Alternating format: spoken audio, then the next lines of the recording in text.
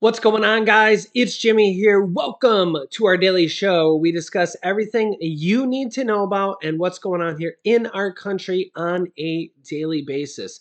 We got some major stuff going on here right now that I will share with you guys here. And some of it's definitely very alarming. So let's jump right in here. If you're new to our channel, make sure to click the subscribe button down below so you don't miss out on new videos. And also, thank you so much for liking and sharing these videos. It helps out our channel here on YouTube. And yeah, let's jump right in. Here we go. Okay, major oil pipeline outages to hit U.S. stockpiles and refinery supplies. You can see this here directly from Reuters. Now, this is part of the Keystone pipelines. Now, just to clear up some confusion here, I'll show you this here on the screen, then we'll clear this up. Yeah, an outage on the largest oil pipeline to the United States from Canada could affect inventories at a key U.S. storage hub and cut crude supplies to two oil refineries, and analysts and traders said here on Friday. TC Energy's Keystone Pipeline, which is in effect, ferries about 600,000 barrels of Canadian crude per day to the United States. It was shut down on Wednesday this week after a breach spewed more than 14,000 barrels of oil into Kansas Creek, making it the largest crude spill in the United States in nearly a decade. 14,000 barrels of oil into Kansas Creek. So that was part of the controversy over the other Keystone XL pipeline that they wanted to build that was never completed. That all the controversy over Biden shut it down. A lot of people were misinformed on that because that other Keystone XL pipeline was never finished. It was never completed. And all the controversy over that is because of things like this that could happen because we just seen 14,000. This part of the Keystone XL pipe or Keystone pipeline was 14,000 barrels of oil leaked into Kansas Creek. So they wanted to add like another route onto it, and it would have went through all these environmental areas and stuff like that. And see, these pipelines do leak from time to time, occasionally, however often, right? And it would have went through a whole bunch of environmental areas, and you could see this one just leaked 14,000 barrels into, Kansas Creek environmental area, right? So for whatnot, I get the whole Republican Democrat argument, but remember that the pipeline that Biden supposedly shut down is just a pipeline. It wouldn't have produced any oil. Okay. Also, here, remember that according to the U.S. Energy Information Administration here, the EIA, this is EIA.gov. This is directly from the government. This is our U.S. field production of crude oil. We're actually producing more oil now than when Biden came into office. We're getting almost to the all-time high that we've ever produced ever. So the all-time high ever was 13,000 barrels of oil per day. And that was in February of 2020 when President Trump was president. But then it fell dramatically when the pandemic hit, all the way down to 10,000 barrels a day, 30%. And Trump left office in January of 2021, and it was down to 10,900 when Biden took office. And it's actually gone up since Biden took office from when Trump left, and it's now up to 12,200. So there's the data, there's the stats. You can see it here on the screen. No political bias either way, left, right, center, up, down, whatever you want to call it. You could see it right there from the EIA.gov, and it goes back decades, right? Remember, pipelines, and don't produce oil. They just pipe it, they ship it. Now, this would have been kind of an extension off the Keystone Pipeline to kind of make it more efficient and go a different route and stuff like that. But if the Keystone Pipeline was shut down because of this massive leak, it might have happened anyways. You know, I don't know. You know, you'd have to go talk to them or whatever. But this is like one of the problems with pipelines is that this kind of stuff does happen occasionally. Just like the Gulf of Oil, Mexico, massive thing that leak that we had when they were drilling the Gulf of Mexico with Exxon. Remember that? Millions and millions of barrels of oil just spewed right into the Gulf of Mexico there. This is kind of one of the problems with oil. The other massive problem is that the price keeps going up. Price keeps going up, even though we're producing more oil in the US right now than when Biden came into office. I just showed it to you on the screen directly from the government. The price of gas has gone up dramatically. Whether this is because gas companies are just charging us more, or because Saudi Arabia and OPEC Plus and Russia have cut their production by 2 million barrels a day. By the way, if we go back here to this 12,200, it's 1,000 barrels per day. So that's actually 12.2 million barrels per day. So when Saudi Arabia and Russia cut their production by 2 million barrels a day, that's like 20% of our output. So when they do a massive cut like that, that's a significant cut. I mean, that's literally like taking 2 million barrels a day out of our production cut. That's almost the massive drop that you see here, which was the largest drop ever in the history of U.S. production ever. And remember here, Saudi Arabia and Russia, they did this. You see the headline here. They did this to help keep gas prices and oil prices higher than they should be. Because they've seen the trend, the writing on the wall that gas and oil prices are starting to come down around the world. Remember, this is a global thing. This is gas prices in the US, gas prices in Europe, gas prices in the United Kingdom, Switzerland, Finland, Germany, everywhere. Not just the US, it's literally price of oil everywhere. Now, gas prices have actually come down here pretty dramatically here. You could see here gas prices lower than they were a year ago. This is actually from a couple days ago here, this headline. We've actually seen gas prices come down a few cents even more since then. We're seeing gas drop here almost 2-3 cents a day. You can see here gas, now the national average, $3.29 a gallon. You can also see here a week ago was $3.42 for regular. So we've dropped 13 cents in a week. It's about 2 cents a day. A month ago was $3.80. Now it's $3.29. That's a significant difference. A significant difference. $3.80 to $3.29. Also, I want to highlight here the price of diesel. You can see diesel down to $4.95 on the average here. It was $5.36 a month ago. I know I'm probably in the corner there. So that's dropped 41 cents there in a month. That's good, even despite the diesel shortage. Really, I think that's honestly just because oil and gas companies worldwide just aren't producing enough, aka another way to keep it high. Unbelievable, right? But you can see here, gas prices are lower than they were a year ago for like the first time in forever, it seems like, right? Also, me and my family, we took a little road trip to Pennsylvania the other day. I filmed a couple of my videos early, and we took a little road trip, and we went to see Santa with my son Julian, and we went to this little Christmas display there over in, I think it's a Sharon, PA.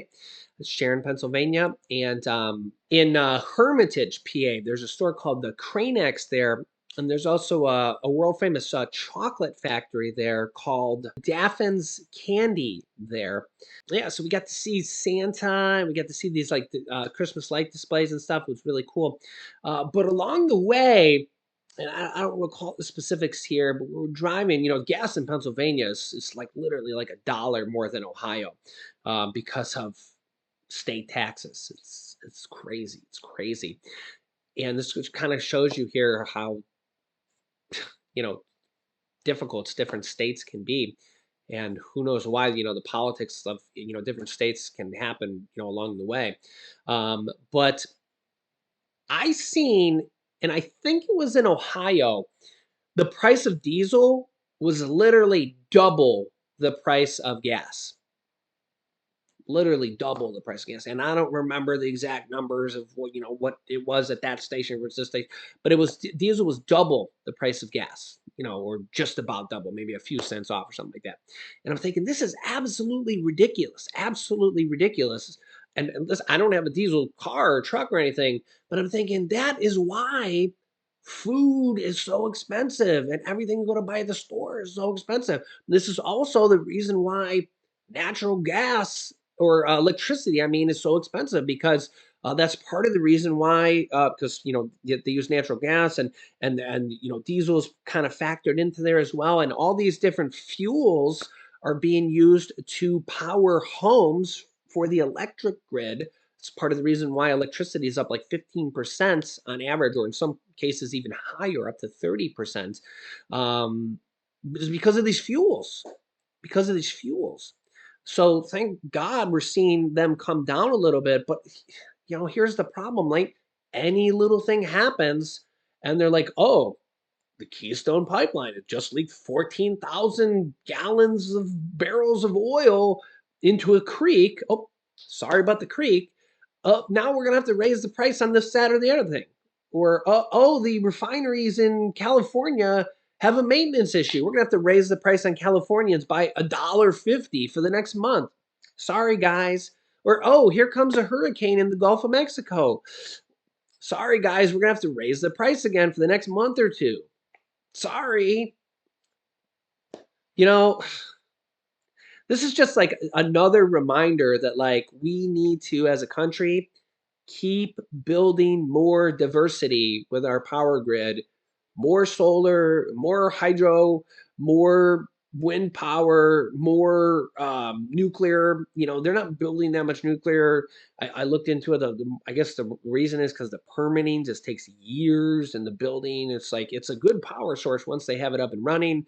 As long as you don't have a nuclear disaster, which is like really, really, really rare. I mean, yeah, we had like one or two ever in the U.S. and wasn't that bad. I mean, if you look at, oil disasters in the US, we have a lot more of those. I mean, you could think of any disaster and you could figure it out. I mean, we don't really have solar disasters. Um, even like the wind farms, they, have some issues with birds and stuff. Any kind of power electricity thing has, some kind of negative you could really think about. Um, but the U.S. has just got to keep finding more ways for power, especially either clean power that can't harm us or harm our environment, or less harmful, and also less expensive because gosh bless us, God bless us, because we can't keep drilling. Because just really because of the fact that now don't get me wrong, we have to keep drilling. Don't get me wrong, because we can't stop drilling. The people that think we got to stop drilling completely, that's not really the answer. I'm sorry to disappoint you.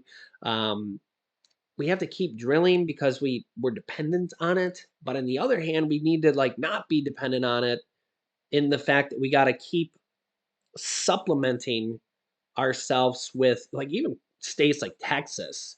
I get that like a lot of the down home Texas guy. I happen to be wearing a red shirt.